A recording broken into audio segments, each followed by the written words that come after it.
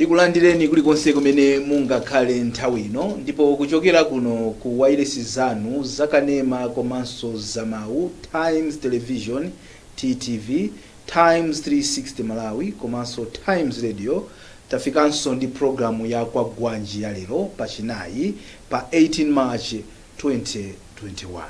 Pachinayi ndimakhala ndi editor in chief kuno ku Times Group Bambo George Kasakula. Ndakulandira George. Tatokoza kwambiri wanda.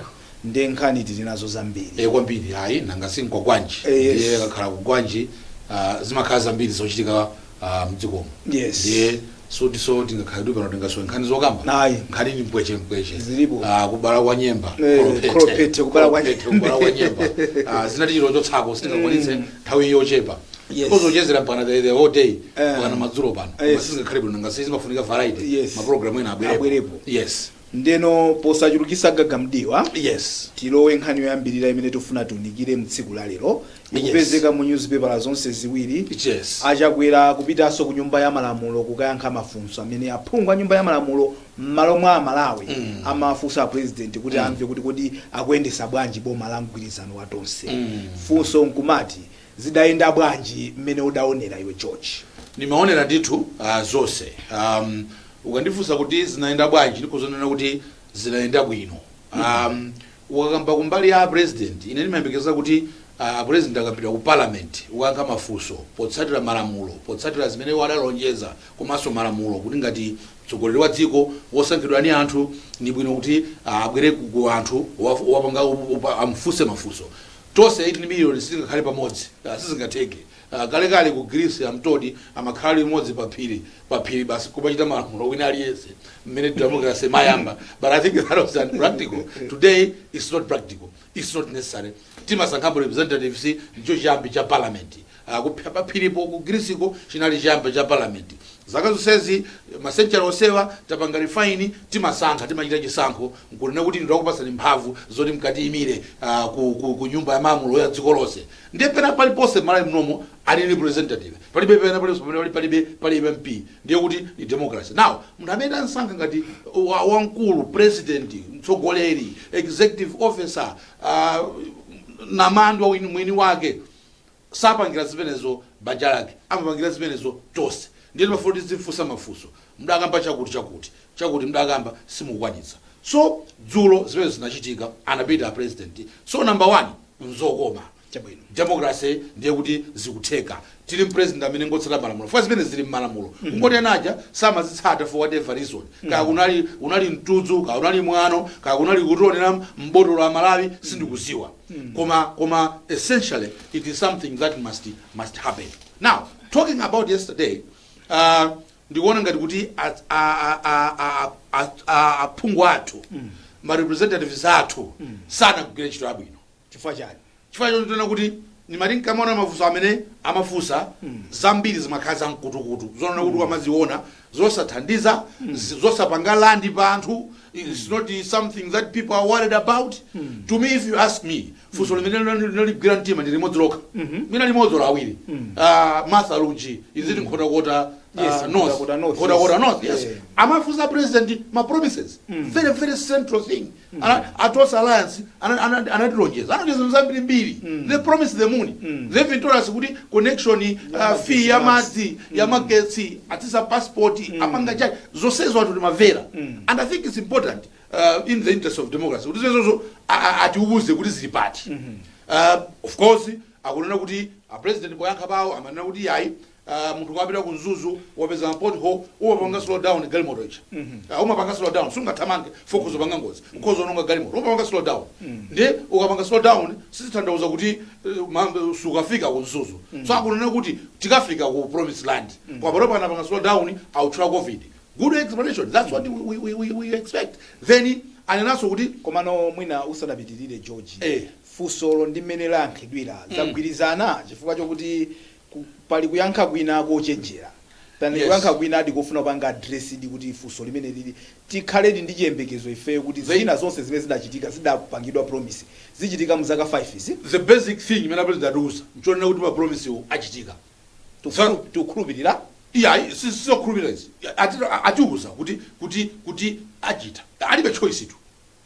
Yeah, nangasi further choice will vote him out. chifukwa zina zimene zimaoneka mkuyankha muja mazakhala nokuti no kufuna kuti poliyankha funso tilivesese kuti kudali mbali ziwiri poyamba Yes. zidazasakanikirana Yes. koma padali zina zidali za individual party. Yes. But my individual parties ajabwirano kumgwirizano. Kodi can we not even ask him kuti achisi ankati zakuti ndi umodzi pate. Ujeni APP amati zakuti pokuti nonse now you are one unit. It depends on what they put together. It depends what they were saying. Aukhozekera chisambo cha June cha last year. That's what remember what is sambo zwini. Yes. What is sambo jamba 2019. Chimene technically it didn't happen because Yes. the court said that was nullified. Then after that things changed on the ground. They came together.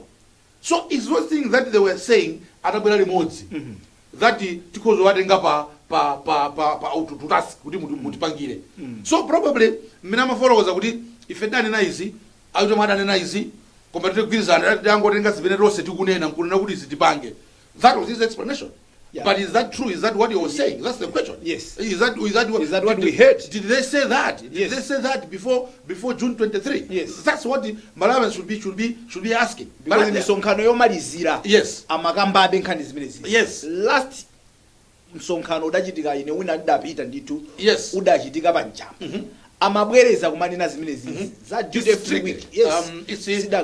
Probably it's tricky. That's why the president had to say what he had to say. It's tricky. Now my question is, George, is it not possible kubwera poyera nkunena kuti chifukwa choti anthu ano pano akhala limodzi 7-8 months ndikukhulupirira kuti ngati kunali consolidation anena kuti anapanga padakali pano nkuziwa kuti izi za 1 million jobs izi mwina zizatheka mwina izi za mapassport izi we were over ambitious.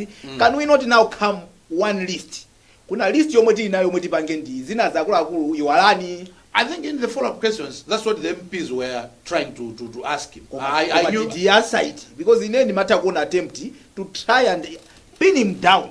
Kuti atiuze zomwe zitheke ndi zomwe sizitheka.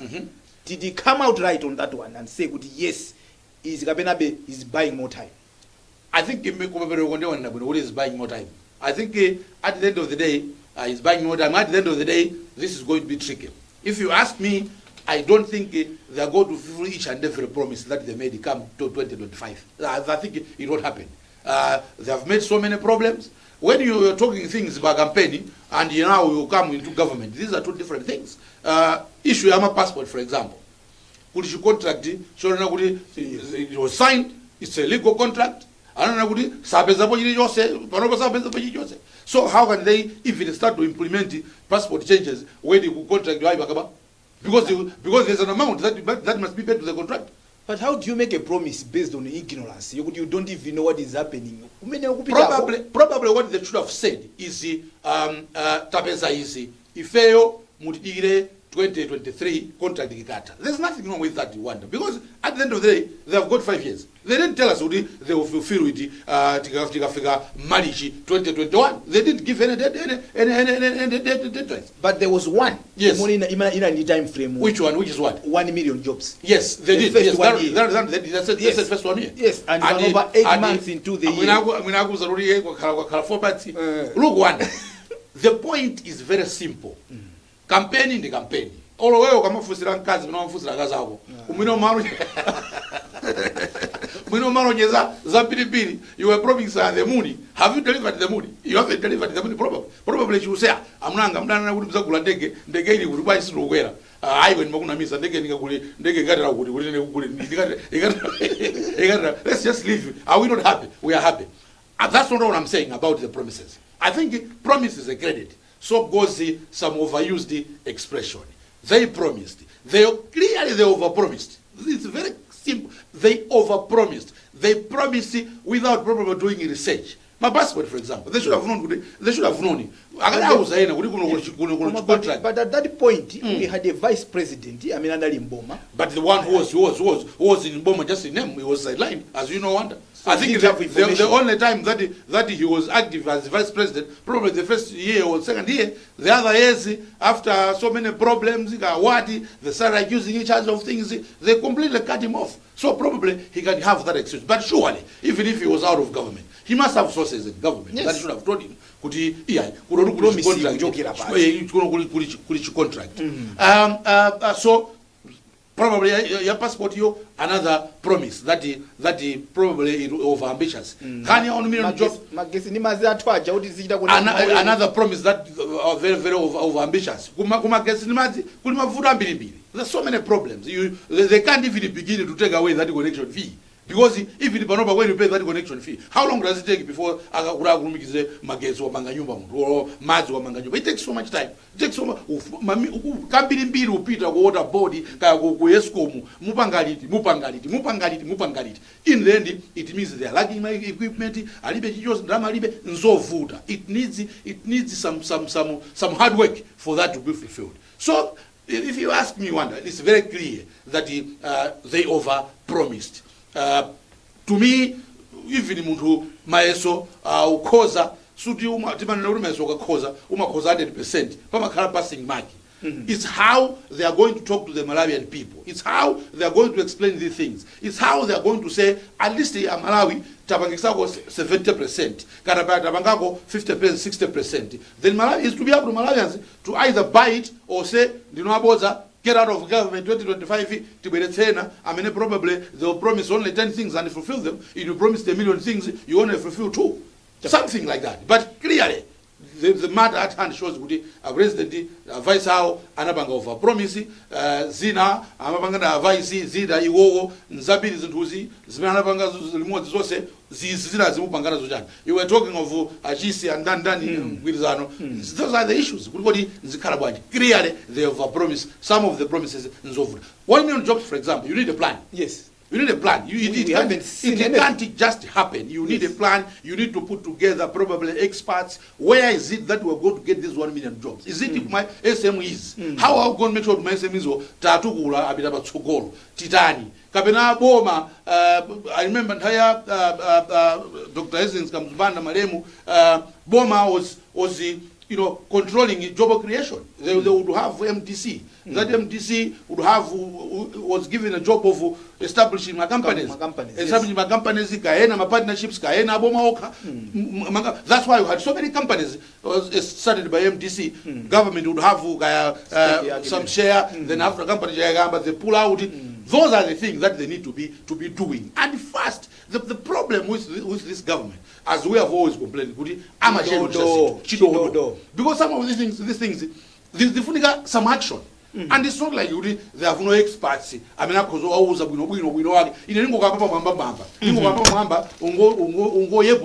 are people that know these things. They can do them. Probably they can do plans and implement those plans. Problem, in the end, they will be looked like liars. But at the end of the day, I think, in my view, the president did well. The only question, anapanga shibwibwi ya my promises. The rest of them were routine. Some of the questions pure nonsensical. Pamene popo tukamba za mafuso ena udi pure nonsensical. Udi vudo lumaka udi akumati fusa adi awawa pungu waka bena pungu waka fusa oka. I don't know. Akumati inu akuchani mkonzadi ya MP anu kuti ajoji kasakula inu ndinamu dilalanga. Mwina mafusa munao, mwina mafusa kazao, ula nao, festival zio. Mwina mafusa pena. Koma maybe ina MP anga sindi kuzota mafusa ndani. Ndakakonda nakaziwa kuti kodi amene mukumafusa. Chifukwa mafusa aja tikwena tizifusa limozi. Maiko ena tikakhala nthawi yofusa mafuso. Atsogolera maduka tukuta. Yes, that's what I'm talking about. Nyumba ya malamulo mjomba kuti pachinayi timaona kujeni ku England. Yes. Ku England. Yes. Prime Minister questions. Yes. PMQ, Yes.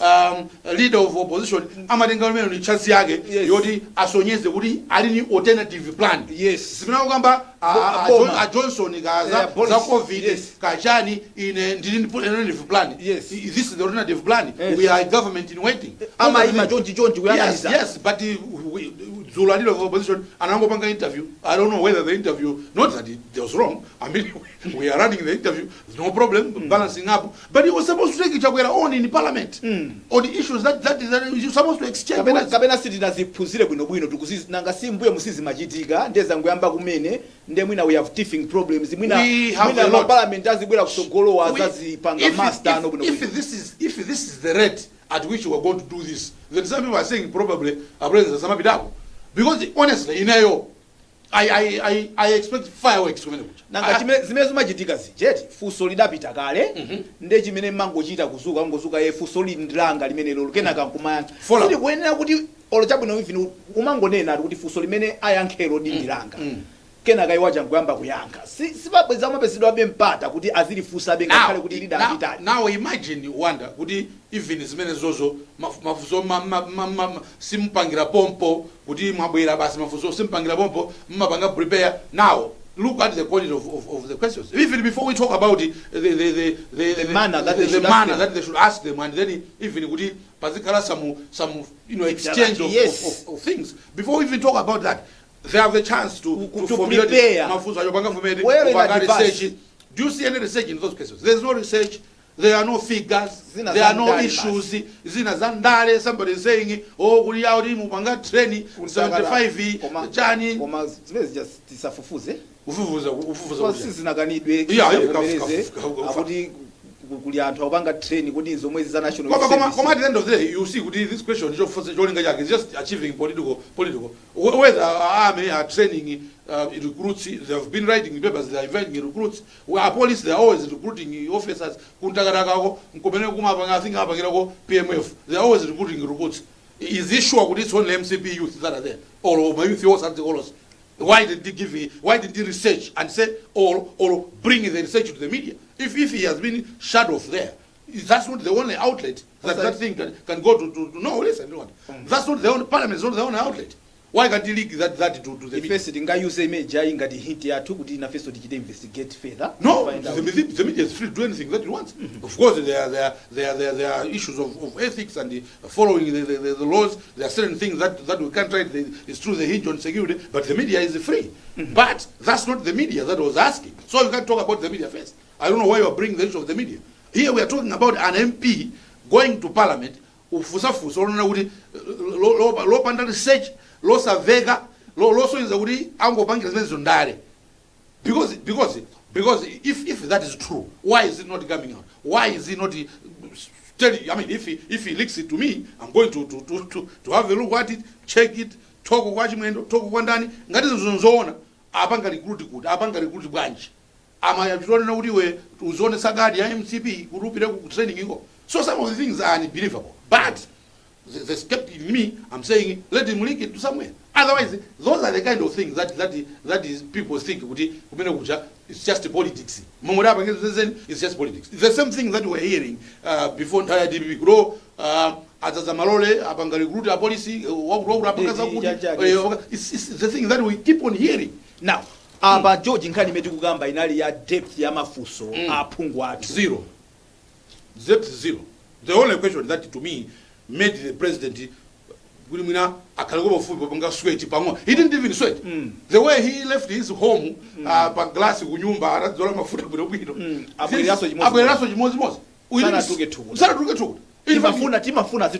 yes, that's the accountability we want. We want him to get it. Yes. His whole body should get it. Probably is easy. I need to explain more. I need to explain the economy part. To what are we doing? How many jobs are we creating every month? Those are the things that he needs to be taken to task. Jobs, it's just a general thing. Promises, without the specifics. So if you talk about depth, zero. There was no depth in the question that the MPs were asking. Most of it was nonsense. mukuti a president atha kumapita every day. He can go every day. I mean, did you see him? I saw him on TV. He was not even sweating. Zufunika kuti aziopakwa kuti ikafika nthawi kuti ndikupita asamagone. Siku I remember Tony Blair. Amanena. Tony Blair, even in his books, he was saying a day before Thursday, cinema gone. Because I knew what fire after fire. Fire. It's not so good with my wife talking to me nicely. Chajani, these are people seeking explanation. Yes, seeking explanation. And some of them COVID. And some of them are after my did you hear anybody ask a COVID question? Maybe they say Nave. Can I get my customers more TV? And then we see Nave, COVID. Sinave room of COVID. Sinave room of the vaccine. Panopa they worry about it. So people need a vaccine. In our president, are we safe? Yes. For Europe, 6 countries are suspended. Of course, I am. Inuyo, what do you make of that? Tell us what do you make of that? Are you sure vaccine ya joga Europe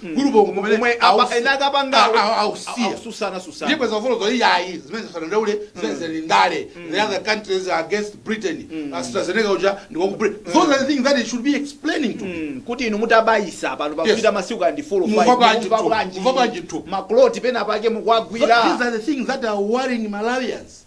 Now, today, this is the one. Those are things that the MPs should be asking, not the nonsense that they were asking. Oh, of political violence. Oh, political violence. Definition ya PC. Definition ya PC. Oh, my DC na macho sa polisa ngojenda. That's nonsense. Are we interested in those things? Are we interested? Isangoja pathete marriage. Tisikamba pano kuti kukakava yachitika violence. Kuti kakabesa violence ban. And DC akajoka amazoti kumene office makha ma office ambiri they should be able to handle that. Should we really be talking about nonsensical?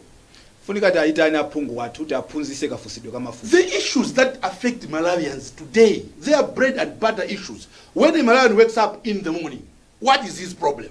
What is it that he worries about? He worries about how he's going to feed his family. He worries about the disease, COVID-19. Could I can die tomorrow? People, he has seen other Malawians dying. He's worried. Those are the things that they need to take to the president. Food, health, agriculture. These are not Malawians every day. Those are the things that they should be. Not the Zandales. It's nonsense. Now, a president ajapita ku katatu mwina mafuso kwina yankakawiri kina kajanka zangu furuko zako pang'ono zimene achita ungaichite rate bwanji imene tayendera usafika pamene pa. To me it's the same.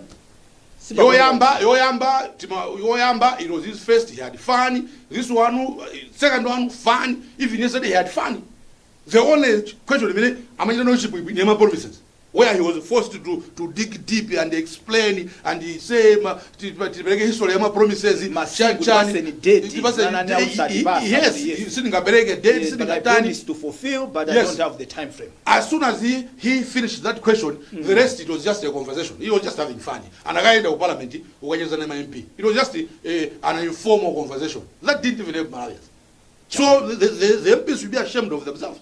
Because when he avails himself in front of them, it is time to take him to task on things that Malawians care about. Not the things ngati kuti anthu aja samamvesesa kuti afuna kumafusa mafuso pena mangochita makomenti. It took the speaker to remind them kuti so where is the question? You are making a statement. Where is the question? There you go. So a person that he can't even ask a question, he is making a statement. Because that time was the presidential question time. It's not the statements. If the person is failing to understand even the context in which he is operating, do you think he can ask a good question? If he can't even formulate Zolemba, he can't formulate it. That's the tragedy of our parliament.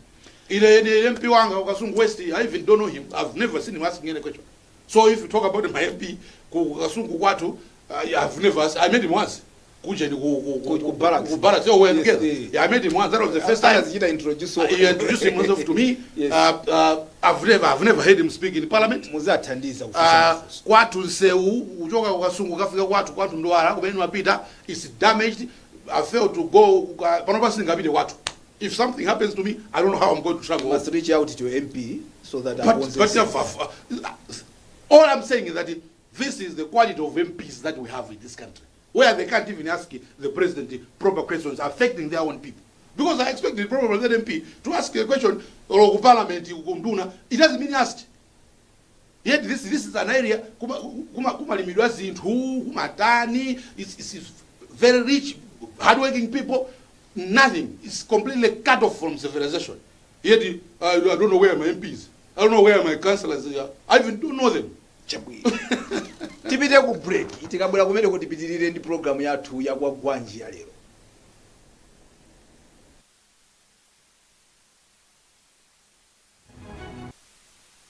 Participate in any of our programs.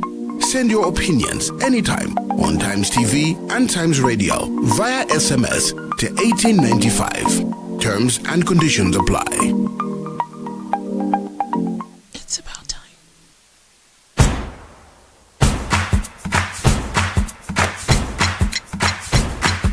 Walks through life. Every day is a new beginning.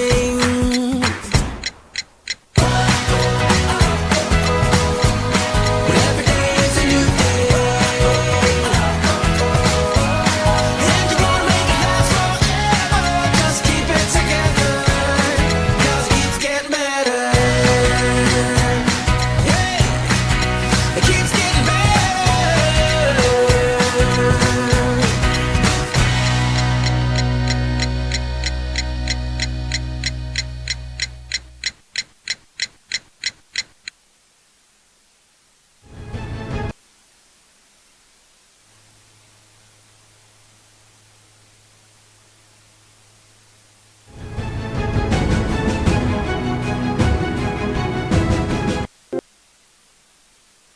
Tikulandireni ku gawo lachiwiri la program ya kwa Gwanji pano pa Times Television, TTV, Times Radio. Ndi bambo George Kasakula amene nda editor in chief akuno ku Times Group. George, tikuchoka ku nyumba ya malamulo tikudandaula kuti aphungu athu sakutigwira mtima ayayi. Yes. Akwenera azikonzekera bwino lomwe nthawi yo mafunso kafusa mafunso amene amalawi afuna mayankho awo. Yes. Mwayi utafusa president mbuyo musizi machitika ndi mwina tidikirabe kanthawi kuti tizizolowere koma going forward chonde tiyeni tizitenga mafunso kuti a president aziziwa kuti ndikuyankha mafunso ndikonzekere osati azipita kumene kujako mangoti ati ukachezako Mena amalo wa parliament ni mena atulukira chimozimozi. He looked very much in control. Bwino mena monekera bwino adzola mafuta bwino. Yes. He came out unscathed pa chizungu. Yes. Yes. Ayi situchita bwino tiyeni tichite bwino. Let's raise the game kuti tizipita ndi mafunso okupya, mafunso kuti munthu azikanda kunkhongo kuti apa pali mafunso. Kuchoka pamenepo tipite kunkhani ina imene yachitika usiku wathawu. Yes. Usiku wathawu George yachitika chamma 6 nthawi ya ku Tanzania. Yes. Koma ife kwathu kuno inayamba kubeba chamma 12. Yes. Pamene timaona no ma media houses ambira kuphulisa kuti Yes. mtsogoleri wa dziko la Tanzania John Pombe Magufuli watisiya. Yes. Malingana ndiwo wa vuto la mtima ku chipatala china ku Dar es Salaam. Yes. Now nkhani imeneyi kupasa chidwi chifukwa chokuti amene ni mtsogoleri amene ku Africa kunoko mu nthawi yache wapereka chidwi kwa anzathu amaiko ambiri. Wapanga mbiri. Zimene amachita. Wapanga mbiri. Mu nthawi yomwe analowa yeyo mu dindo make kuzafika pamene wamwalira apo wapanga zinthu zambiri. Maverick. Zisirira. Ma Tanzanians akuona kuti ayi moyo yathu yachoka apa yafika apa. Even zimene zachitika ku Tanzania ako.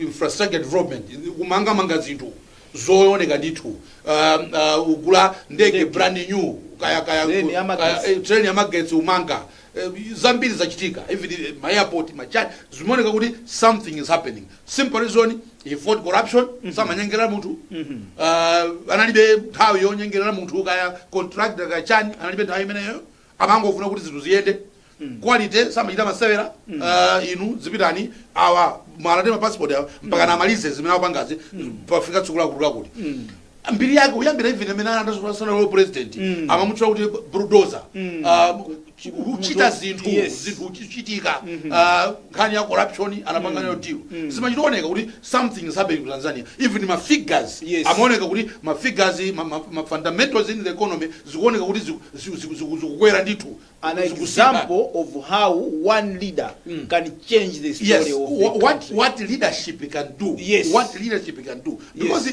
people think kuti leadership is just leadership. No, Kukhalapo ngati. no, leadership can Ili ndi udindo. akhale wadzitho munthu akhale wadzitho opita patsogolo ofuna zinthu kuti zichitike kuti Osati munthawi wa- yanga munthawi ndipange yanga achieve easy yes nkumazilondola like today dzulo siyanapita ku parliament a president Yes. amanene kuti mudapanga promise chakuti Yes. kumazilondola nkumazilimbikira nkumapanga mwa fast kuti zinthu zazichitike so John Pombe Magufuli was that but tonse tili ma weaknesses athu yes palibe munthu amene anganene kuti alibe weakness the biggest weakness his undoing anena kuti imfa nchifukwa cha nthenda ya mtima koma kunjaku zokamba nzambiri handling ya covid-19 0% a president umavereka omwewu upanga zinthu mwa zodziwa okha kwambiri kwambiri kugawana information ndi dziko lapansi kuti ife zimene tikupangira handles za covid sitikufuna aliyesa alowere yes zimenezo misinformation ya covid not doing zimene inafe mapanga kaya lockdown kaya mamaski kaya chani actually munthu amakwimba mulandu chifukwa chovala mamaski exactly so that has been his tragic mistake and we suspect it's that mistake that probably has taken his life. The official version is that he had attack and had problems. Others, including the opposition in Tanzania, are insisting that it's because of COVID-19, his handling of COVID-19. This should be a lesson, obviously. What mbali ya bwino ya Magufuli ni mbali ya bwino. Komanso munthu wina walemba pa social media kuti mtsogoleri umafunika uzikhalanso ni okulangiza amphamvu osati ofuna kuti basi azikusangalasa koma azikuzo abana ukukumuli bwino koma ichichi chonde munivere chitipweteka iye ndetsogoleri uja aziveraso. Do we have such a human being? Probably such would be a superhuman being. Komano utsogoleri we did want a superhuman being. Chifukwa ndeti to save miyoyo yathu imanja mwa mtsogoleri. Ndiye probably bafuna ndi munthu onena kuti akhale above average human being, not the normal human being. Chifukwa on one side akhale wadzitho, akhale opusha zinthu, akhale osa nyengerera, akhale opanga call the spade a spade, not a spoon. Akhale onena kuti can even disappoint anzake ngati anzake akuba. He is able to take this one and say iwe nakuti osachito kuti ndi mlandu oyankha kukujeni akugwira ICB aruba ndalama. Although that person was very close, that person probably mwina amene amanipanga fund campaign kapena chani. Those are the kind of things that are needed to in a leader. But also overa zinthu. Chifukwa sometimes mtsogoleri look because of mtsogoleri response ya Tanzania to COVID, even the WHO is against them. They don't share information. There's a lot of misinformation. As out of Tamanga vaccine, they haven't even started process not vaccine abwere. As out Malawi, Zambia, South Africa, Penabali atiba vaccine wabwera and how by iyo kumene kukuli chu. Yet kumatuluka malipoti kuti anthu ena ndithu amatisiya kumene koko COVID. Yes, Prime Minister, Prime Minister, head of civil service, yes. Vice President of Zanzibar, also at because of COVID, and even he himself. People, there's strong indication that he has died of COVID. So it's a lesson because at a critical time like this, you need a leader that must recognize quickly that this is dangerous. Let me protect the people. Let me do everything in my power. I'm the one that has power. Because it's him. The fact that it's him, look now what has happened. Until now, Tanzania is not even talking about a vaccine. They haven't even started the process of getting it. As out in decades, Zabwerapo, Kamodzi, Kawiri, Zabwerapo, Tanzania will it means they are in danger. Panopanza, is this safe? Kabena not safe. They are not even reached that point of talking about the safety. They don't have the vaccine on their home soil. That's why Ambira Marina, Amina and Agula made on knife, Nanga Antuamba, Afangad. Problem, they were not even sharing information. And they never called it COVID. Yes. Exactly. Yes. Which is so it's a sad story. He's someone that he really made a difference. And we needed him more. Yes, and we needed him. He was a point of reference. Even made Manankula, Tawizo say Magufuli. Yes. Because Zibena Machida and Antuanga Mankonda, the election early this year, last year. He won a landslide. Yes, he won Chief landslide Landslide, his yes. second term, his last term. He was loved by the people. He delivered. Simply put, he delivered. But on this one, on vaccine, on COVID, sorry, Sana Chitebwino. And unfortunately, sadly, tragically, it has cost his life when the world needed it more, when Africa needed it more. Because we need such examples. Yes. We need role models of presidents that are doing well, that are doing the right thing. kuti tizifunsa kuti ngati anzatha kukwanisa Eh, eh, kutanzania neba wathu yes. ife zutivuta pati. I mean, Tanzanian economy is way ahead of Yes. of Malawi. Yes. Of course, you could say, "Hey, alikupoti ku Dar es Salaam kachani," but zinthu zikuyenda. Yes, zinthu zikuyenda. Chabwino.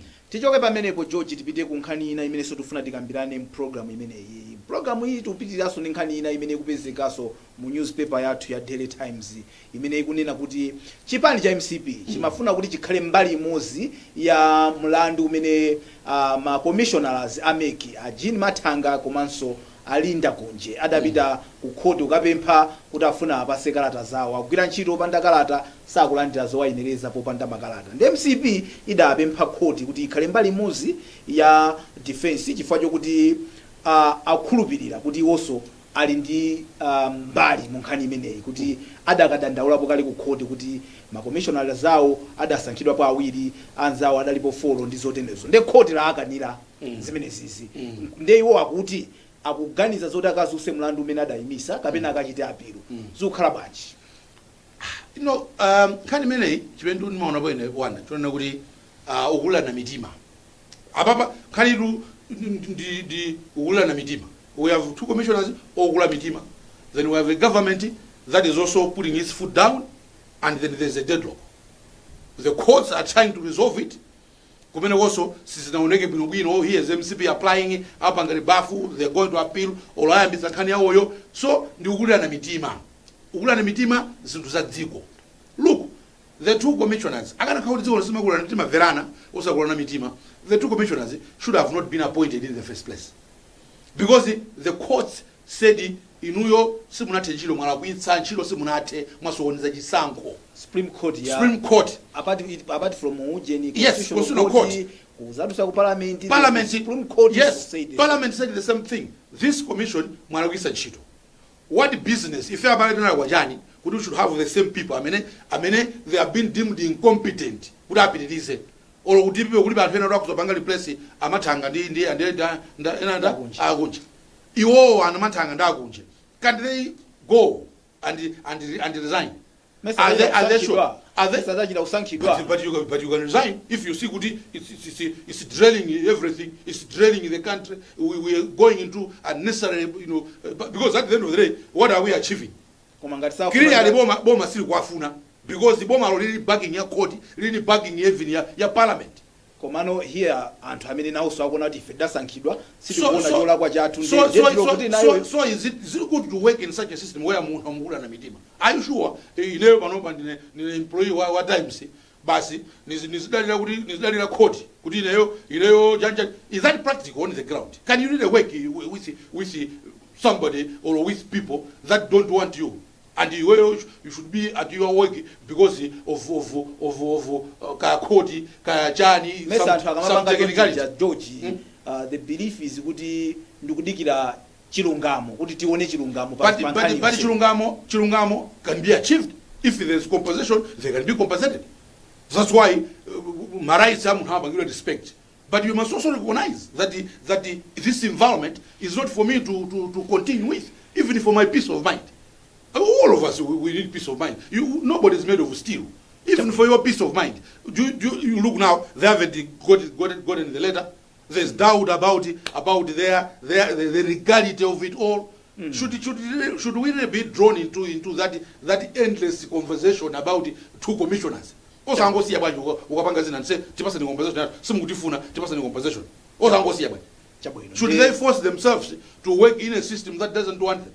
Should they force themselves to be imposed on Malawians? Thinking, DPP anakumwazi tithandiza. Oh, simuna apatse kalata is him who goes on. Simuna, even the president was asking the question. He was asking the question. Simuna apatse kalata. Is that really important? Because he felt busy because of two people. 2 people out of 80 million Malawians felt busy 2 people. but they are key people in as far as key people Sanko. key people kuti they're not even key people they are not even competent at what they are doing. It means there are others that are competent that can join the commission. Even you are we can put in some two competent people in the commission so that the commission should be left to do its job. By elections, You see now, that's why people we still talking about those people. So appearing in our lives. So that's what I'm saying. Unnecessary at the end of the day, probably they are crying, oh, it's our right, it's our what, it's our what. But is that really a good way of working? What are they benefiting at the end of the day? The Prado that they get from Meg is the one that they should benefit. Pakuti nkhani izi zili ku khoti tidikira kumva kuti kodi ziyenda bwanji ku khotiko tikupanga chidwi kuti tiziwe pathero ake. Timati tikambe nkhani ina George koma nthawi kutithera pali panali ina imene anthu ambiri anapempha akuti inu yanakuonani muli pa TV mubayisa katemera. Yes. Na kunjaku kuli zokamba zambirimbiri. Ineso ndabayisaso ndineso pano. Munabayisa off camera go. Yeah. President yakale opuma anagwizana ndi ADHO Dr. Kawazira. Yes. Kuti wose amene abwera kuno kunyumba kwanga ndithu alini mwayiona kuti apart from amene munapanga designate because I was designated even before the function of the and 10 and also ndi anavomera ADHO kuti tipanga ndi inunso munabayisa Rex Chikoko anabayisa komanso most of our group, our guys, Anedi Arazisana anabayisa ena matekirisha nene anagana amatadikire kuti atione amatife atione kai ndichifukwa chake ndikufusani nkhani imeneyi chifukwa kunjaku anthu afusabe kuti yaya kuti kumakhala ndi timibulu timakroti tikuka magazi mphuno actually madzulo amene nimagona akuti even see pabenana ni bani mangona kuti mkono ukhanga likadzanzi pang'ono koma panalibe olo magazi olo panalibe zimene nazo zinachitika zimene was that Monday lero mpachinayi no day imene ndamva kuti kapena ndadwala ndili bwino fakira bwera bwero lino zopanga programu mwadzitho so zimene kuti na anthu kuti kapena zinadzake zichitika ayi zabodza ngati tikambe nkhani ndizingomba nkhani oti muna ku Europe akukamba zina ndi zina zimene zipanga dilo koma otherwise mukafusa ifeyo amene tabayitsafe kuti kapena chinachike chitika choopsa ayi sima tikudya bwinobwino ndithu tugona bwinobwino ndithu palibe chimene tasiya uchita chifukwa chakuti tabayitsa it's life as usual kuchito tubwera on time so madam akusangalala bwinobwino poyamba nakasivurake na kuti nkhani nawo mati sozo makhuza tu inzaboza zimene this is yambe kuziyamba kuti pa television para one so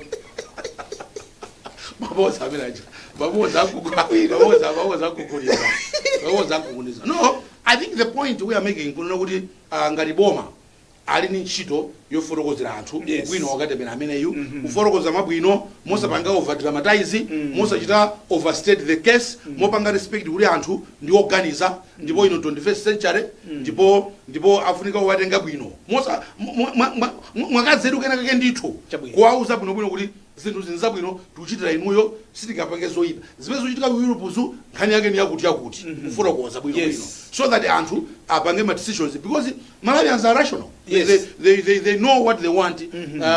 Ntenda ndiyo option already tukambaza President Magufuli uliwapita because of the way he handled it. Even if yeso enake tikuziwa anthu amene apita even muno Malawi pene una kuti boma sili nabisa chichose boma linavomera kuti matenda alipo ndipo amaisesa ulangizano kumataluzabe anthu ikabera 1 minute silence ku parliament. Exactly. So yes, abali anthu amene apita nduna plus apunga amene so it's there. This vaccine ikupereka kachitetezo kenakake kuti ukhozoitengabe koma kuti sungadwale your body is going to fight it and you know kuti tose atibaya ali kuti 18 above ali kuti those are the things that I think tizifusa boma lathu chabwera pamene ponso ndi pa msiriziro pa program ya kwa bwanji ya lero ndithokoze bambo George Kasakula editor in chief kuno ku Times Group ndathokoza George kuchokera kwa ine ndevu zamwaye Wonder Msisi ndikulipitirani kuonera ma program otsatira goodbye.